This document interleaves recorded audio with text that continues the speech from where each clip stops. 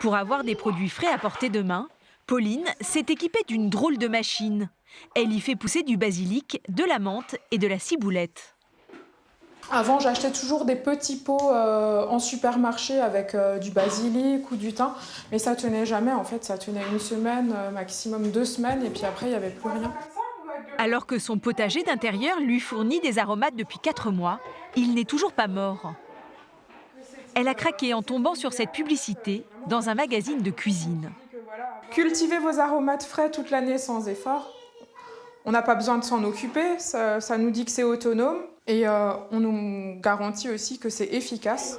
Du coup, pour avoir des aromates frais toute l'année, Pauline n'a plus rien à faire. On va remplacer le lingot de thym qui est arrivé en bout de course, on va le remplacer par des petites tomates. Enfin, pas tout à fait. 2 fois par an, elle doit changer les capsules de graines, qu'on appelle des lingots. Et donc vous voyez, là, vous avez les petits trous où vous avez les semences qui sont dedans avec un peu d'engrais, je pense. Ou je ne sais pas trop ce que c'est. Mais On dirait un potager pour les nuls, tellement c'est simple. Elle ne doit rajouter de l'eau qu'une fois par mois. Pour aider des jardiniers en herbe comme Pauline, des constructeurs ont développé des potagers d'intérieur. Ils s'appellent Trégraine, Prêt à pousser ou Véritable. Pour 100, 190 et même 260 €, ils vous promettent de faire pousser des aromates sans effort. Vendus comme des produits high-tech, même les spécialistes de l'électroménager se sont emparés du marché. À ce prix-là, en a-t-on pour son argent? Chez Pauline, c'est l'heure de préparer le repas. pesto. Qu'est-ce qu'on fait? Je vais faire du pesto. Adepte de la cuisine high-tech, Pauline fait la popote avec son robot dernier cri. Elle n'a qu'à suivre la recette. Bah là, il nous faut 50 g de feuilles de basilic, donc on va aller couper ce qu'il nous faut. Avec son potager à portée de main, difficile de faire plus frais et plus pratique. Vous l'avez bien taillé quand même. Et là, Ah, on est à 12 grammes. ouais, 50 g, c'est quand même beaucoup. Hein.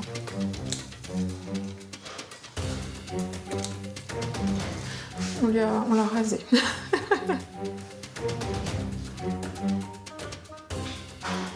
Là, on a 17 g de feuilles de basilic frais sur les 50 g que la recette nous demande.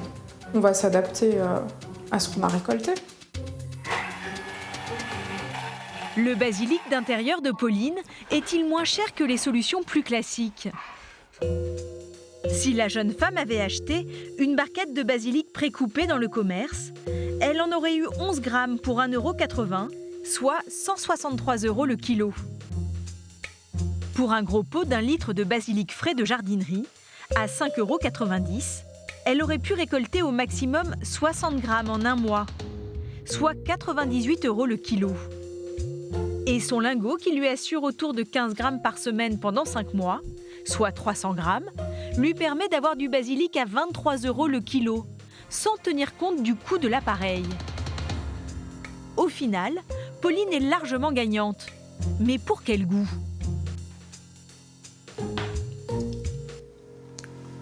Alors effectivement, on sent moins le basilic que si j'avais mis 50 g, hein, comme le préconisait la recette au départ.